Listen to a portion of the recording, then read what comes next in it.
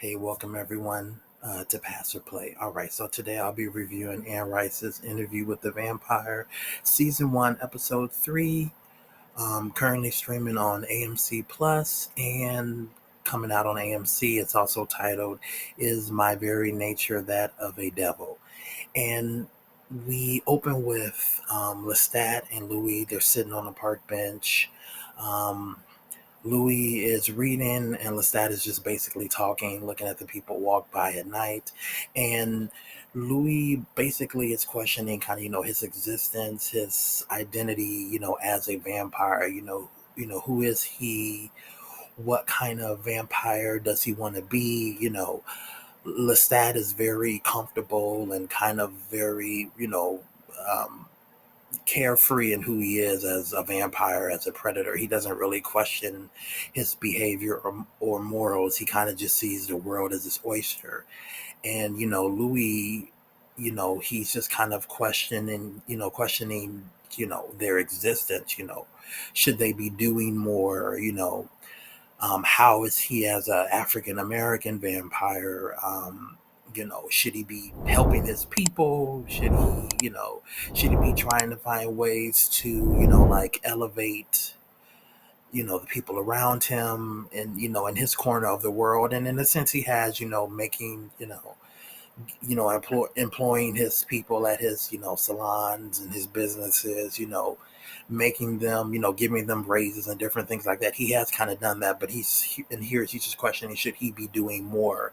Is there more than just, like feeding on people and just kind of existing, but still hiding in the shadows. And he basically, asks us that, should they be more selective in the people that they kill and feed on? Should they go more after, criminals or people with, bad people with bad intentions, kind of the world, and, versus, someone like a lawyer or a social worker or, um, people who are contributing to society in a more positive way. Unless that basically is like, everyone has a nature of evil. There's not necessarily one person, that couldn't technically be bad.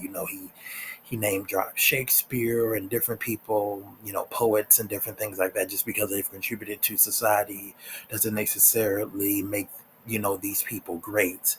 And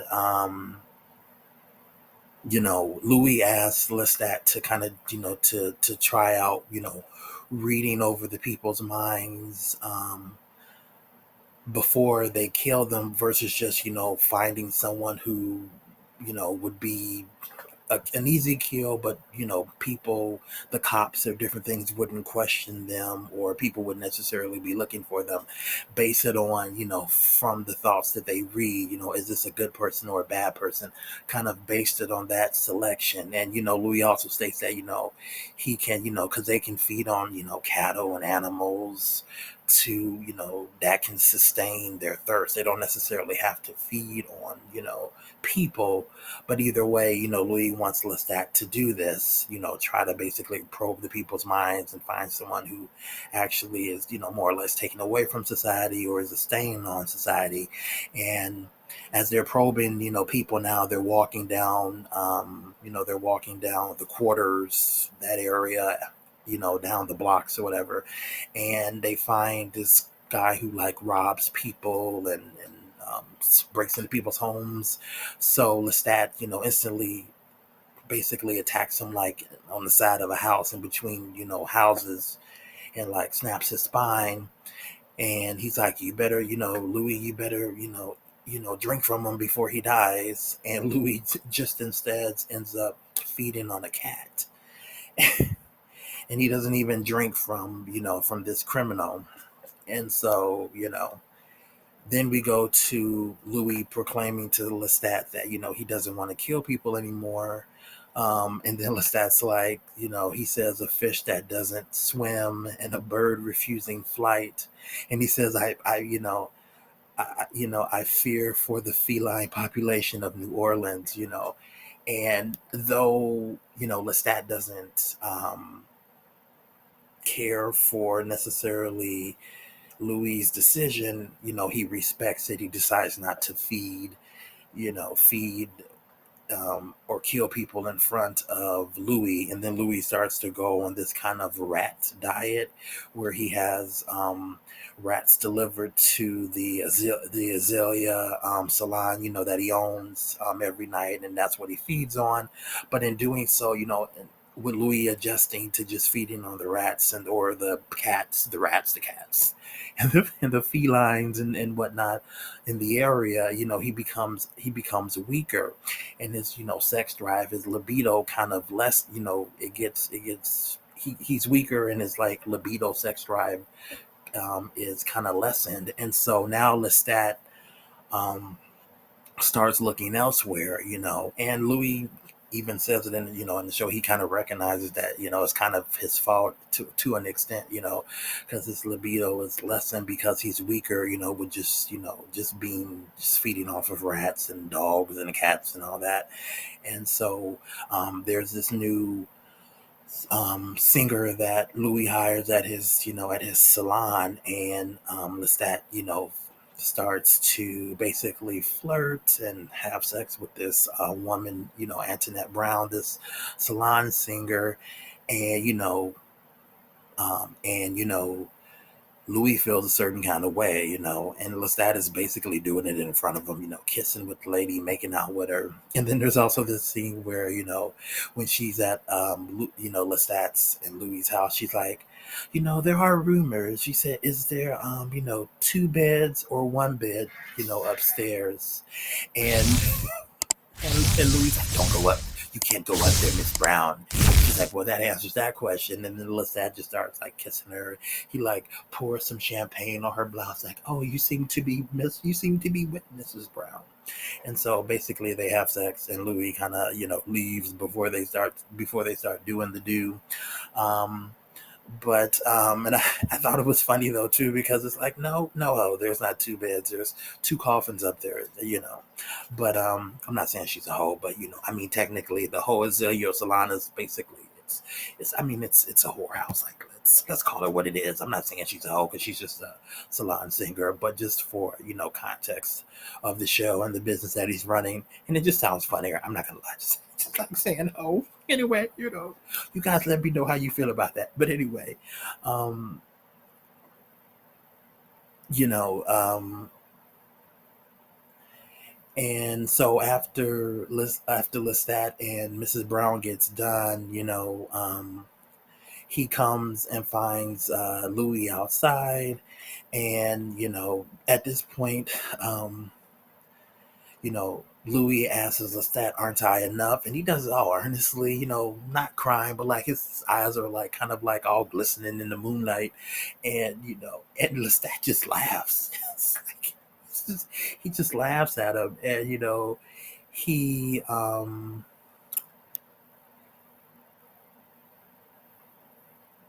he just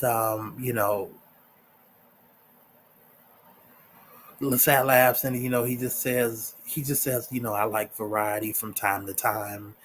And Louis also has like squirrel blood on his lips, and Lestat lets him know that, but he's like, Lestat's like, I like, variety from time to time, but we'll have 1,000, 10,000, 100 nights together, and more, and basically, you're the one that I want, but I, from time to time, I like variety. He wants to fang bang other people. He wants to have this, chocolate red velvet cake, bloody cake, and eat it too.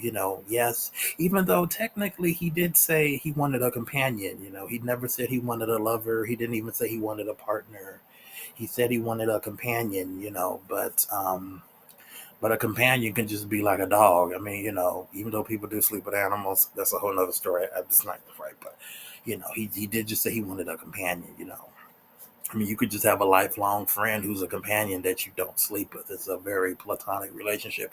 You care for each other, you love each other, but like he did use the word companion. So, but anyway, Louis says, so that means I can sleep with other people too. And this is like, yes, of course.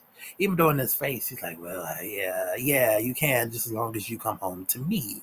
And then lo and behold, like the very next night, we meet Jonah, a childhood friend of Louis, who comes looking for him at the salon. And he's in the army now. He's about to be deployed, I guess, to, it looks like they're going to be deployed overseas to France. He's in the military, and they catch up. And then it turns out that, when they were younger, Jonah was like 16, I guess, and Louis was a little bit older. That I don't know, they were, you know, they had some kind of relationship. But when they, as they're catching up in this line, they leave and they drive off to the bayou, and they kind of, they get busy. I mean, more or less, Jonah just kind of, I don't know. He gives Louis a blowjob. I'm like, he gives Louis a BJ. I don't know. Is this okay with the YouTube guidelines? Okay, anyway, so that's what he does. And so they kind of get busy. And after this, you know, Louis goes back home, and him and Lestat, they basically go to bed in their coffins. But he does say to in the show that I guess he sees Jonah like maybe 30 or 40 some years later, and I guess they kind of they just kind of catch up. But of course Louis still looks the same, but Jonas is now like 30, 40 years older. But that was kind of interesting. And then so we go to, after that, then Louis goes back home. I guess it's been another or at least it's been 6 months since he had been home from the last time we saw him. And I guess in the previous episode, his twin nieces are older now, but today is their birthday. And he's basically going to deliver presents to his twin nieces and to see his sister Grace. But his mother meets him outside, and says, "You're not welcome in this home." And Louis is like, "I own this home. I'm the executor of the estate. You can't tell me. I can come whenever I want, basically." And then the husband, Grace's husband comes out. I can't think of his name, but Grace's husband comes out, and he kind of blocks Louis from coming in a little bit. And his mom calls Grace's husband's son, and Louis like, "I'm your son," and she's like, and his mother calls him like the devil. And then while Grace's husband is trying to like kind of stop Louis from coming into the house, he ends up kicking the door, and it just like flies off the hinges and like goes, like it kind of flies in the house, and it ends up scaring his twin nieces. And Grace is just kind of looking like, you need, get out, go. And he goes back home to Lestat, and Lestat has a bunch of drunk military army men, all like, I don't know, at least a good dozen, like anywhere from like 10 to 20 like drunk army military men. And he's like, I figured, I'll play the piano. Or he's like, I figured we have an orgy, I'll play the piano and you can screw them. And Lestat's like, get out. I want them out of here. Get them out of here. And Lestat, mind controls all the soldiers to like leave their house, which is actually really cool. They just kind of like, and they just start like walking out the door. It was actually really cool. And again, I don't remember them having powers. Again, I saw the movie like once years ago, but I don't remember them having all these powers in the movie. Maybe they did. And again, I've never read the books, so I don't know, but they have some pretty cool powers. But anyway, Lestat has all the soldiers leave the house, and Louis like, "You were there that night." And Lestat's like, "Yes, I was there." And he's like, "I'm not perfect." And Louis like, "You were jealous." And Lestat's like, "Yes, I am jealous, and I don't like sharing." And he's like, "You have feelings for Jonah. I don't care about the salon singer. I don't have feelings for the salon singer." He's like, "You sleep with Jonah, or you you have relations with Jonah, and then you drive away and you feed on a dog and you go down an alley and chase down some rats. This is not a life. This is not what, I guess he's basically saying this is not necessarily what he wanted. But, and Louis like, you took my life. Even though he had a choice now. Louis had a choice and he chose. Now, technically, in the moment that he made the choice, he was, willing from the death of his brother and the way his mom was kind of blaming him for his, brother's death. He wasn't necessarily in the right place to make that decision, which also Lestat, I was, basically knew and could tell. It wasn't like Lestat was unaware of what was going on in Louis' life, because he could read his mind. He could read the mind of the people in the town, right? So it wasn't like Lestat wasn't aware of what he was doing at that time. But, Louis is like, you took my life. I've lost everything, my brother and my family. And and Louis also receives a city ordinance, closing down the Azalea Salon. They cut the power at the place. And then the scene kind of ends there. So then we go next to now Louis. So now we're with Louis and Lestat, and they're kind of meeting with one of the aldermen, Finnick.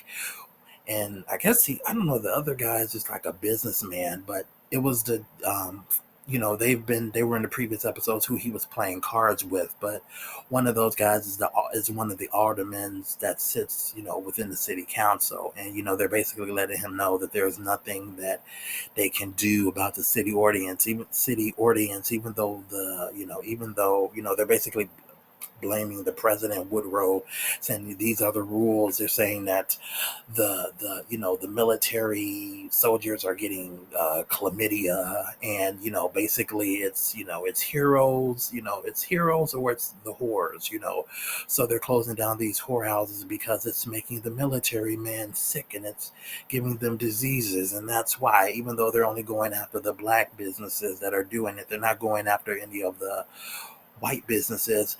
And ironically too, a lot of the people on the city council, a lot of the people who are creating these city ordinances are going to the Azalea Salon. They're all there. So they're right, which is the hypocrisy of it all. But and Louis is like, how can he have a business without, hookers, cards, or alcohol? You know, and it's like, and he's reading the mind of the alderman, calling him the N word, and how how he thinks he's bright and smart. And that's the thing too. Louis is smart. He's a smart businessman. He knows what he's doing.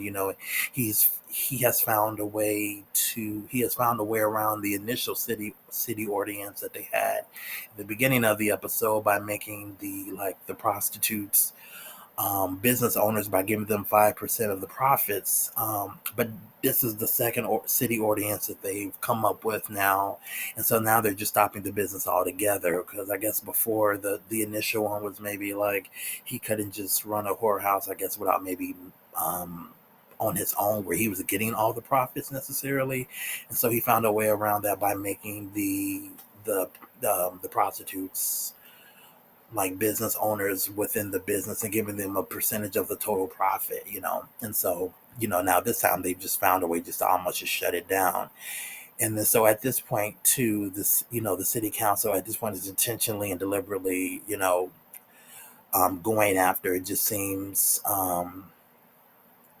Louis' business on purpose, because he's the biggest probably out of all the black owned businesses along that quarters block or area. He's the biggest one. His property gets kind of the most, which initially was the Fair Play salon that he bought from that lady, but he's getting the most business. He's making a lot of profit, even more so than his like white counterpart businesses in the other areas.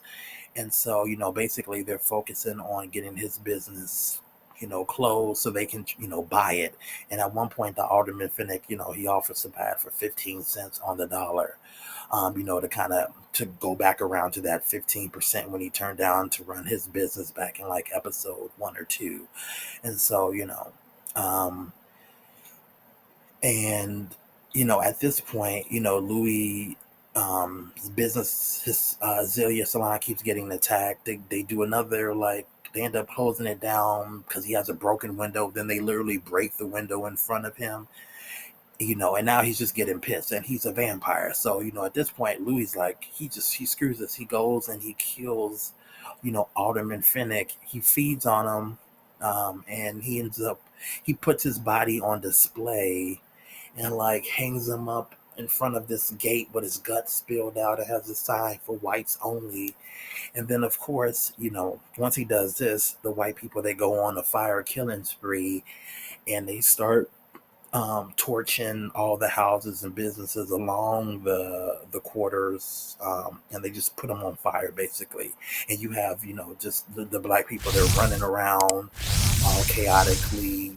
Some are catching on fire, others are tripping in the streets, and they're basically just running from their homes and businesses. And then back at the Azalea, he runs in and he breaks down one of the doors to save this. I don't know. I don't. This is like the first time we see her, but this girl, Claudia, and he calls her his light and his redemption. But I don't know what she just knew, but this is the first time we meet Claudia, and it's like at the end of the episode, because it ends there with him saving her, as the fire is kind of consuming the building and it's about to burn down. But it ends there. So, this was, and then too, what I didn't mention was at one point too, we go back to present day where Louis is talking, to the investigative reporter Daniel. And, back in the present time, he kind of halts the interview, and he goes over Louis' past interviews, and he points out that Louis' story has changed, from back when they did it in the 70s. And there was also another interview that they did in Dubai. I guess they did. There was like three different types of interviews that he had between the tapes and just like recordings on his computers of previous interviews that they had. And he's basically showing Louis the differences of how he's kind of summarizing or explaining his relationship with Lestat. Before, in his past interviews, he kind of painted Lestat in a different, more, you could say, maybe volatile way. But now he's kind of painting it as if, in this current story of it, that he's painting Lestat and his relationship as them being soulmates. And he's like, kind of like, which one is it?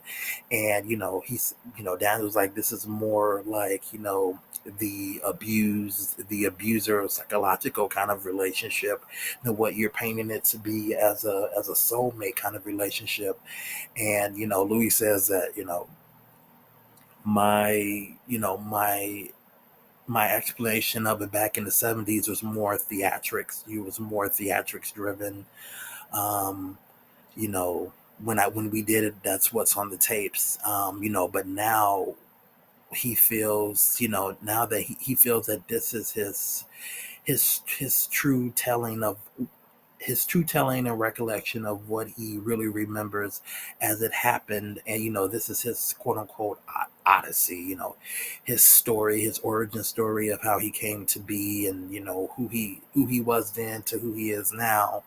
And, this is his truth. And so Daniel just throws those tapes in the garbage can, and he also deletes the old interview files on his computer, puts it in a trash folder. And then Daniel like lights the tapes in the trash can on fire. And, Daniel kind of jumps back like, oh yeah, okay, I guess you really are a vampire, right? He just uses his powers, which is kind of cool. Even though I didn't know you could set stuff on fire. Oh yeah, but he just sets it on fire, it looks like, with his mind. um but um but yeah, so that's basically the summary of the episode. Hopefully, I don't think I didn't really miss anything. I covered everything that happened. But if there's something I missed, you guys can let me know, or you guys and ladies can let me know. But either way, this was a good episode. Again, it's continuing the story. At this point now, Louis feels like he's really lost that connection with his family. Clearly, by him throwing the doors off the hinges, they realize that something's not right. His mother his mother can, like he says in the show too, his mother can kind of see the devil in his eyes. And, it begs the question, with the title of the episode, is he becoming more predatory? Is he becoming more like a monster? Or is he still human? Or is he just trying to cling to who he was and not accept who he actually is now as a vampire? And that's really what this episode kind of overall is about. Louis figuring out who he is and where he fits in the world, as a vampire, as an African American man, and the dynamics of his relationship with Lestat, but then also how Lestat is in some instances kind of not necessarily. I would say he's a little naive to the realities of how him being Lestat being white versus um, Louis being African American. At least at that time, the early 1900s. At that time, in the USA, is really kind of um, is difficult. I guess that's one word. It's difficult. It's not just something that they can kind of by, even though they're vampires, that isn't something that they can get around, because it's something that's just a visible thing. And even though they only really come out at night, people are paying attention. People see them together. People are coming to their own conclusions and their judgments and whatnot. But it's a reality of that time. Even now, people still have feelings about biracial relationships. But certainly during that time, it's a very interesting thing to do. And regardless of the fact that they're vampires, it doesn't change the the perception or the looks and the stares and different things like that. But yeah, this is a good episode. And again, to Lestat wants, he wants to have Louis to himself, but he doesn't want to share him, even though he wants to, be able to sleep and have his quote unquote variety of, men or women that he sees fit at any given time, when he has the need to kind of venture out. But he wants to keep Louis to himself. He doesn't want to share him with anybody. Like, I can do it to you, but basically you can't do it to me. So it's an interesting dynamic to see how that's going to play out. It's like Louis, like, if you get to sleep with other people, I want to sleep with other people too. And again, justice for the cats and the dogs and the rats in this story. I'm not. I mean, I'm assuming no real animals were killed in the making of these TV shows, but it's just, you feel bad for. I don't know. I feel bad, and they keep having them like, all these like animals. I just feel bad for them for whatever reason. I mean, it's in a funny way, but it's just hilarious. Like the sound engineers or the sound people. It's like, okay, we get it. They're in agony,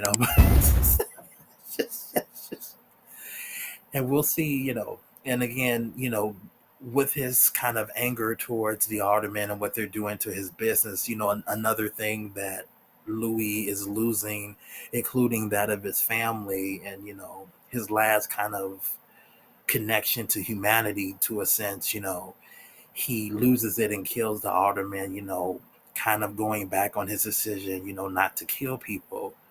And kind of the after effects of that, and how it ends up affecting his people majority, with that sign. Even though putting the sign whites only around the dude after you kill him was not a good idea, because of course they're going to retaliate against all the black. I mean, they didn't really need a reason, especially during that time. People could just do whatever they want to get away with it, because the cops were a part of it too. But I mean, when he did that, yeah, I mean, he just, it it wasn't going to go well. And his people, his business, everybody in those areas had to pay for it. So anyway, this is a good episode. I can't wait for the next episode to see where the story goes. But I do like everything that they've been doing with it. I think the story is very good. They're not pushing anything too far. Everything makes sense. It's moving smoothly, and I'm connected all the way through the episode. It's not dragging or anything. So yeah, I'm really liking this episode. So far I've liked all the episodes. I don't really have any complaints. I think maybe one of the first episodes may be my favorite, but either way, if you like this, hit the like button. If you're not a subscriber, please subscribe. I'm trying to get to 1,000 by the end of the year. And if you have any comments, leave them below. Other than that, thank you. And thank you to the people who've already subscribed.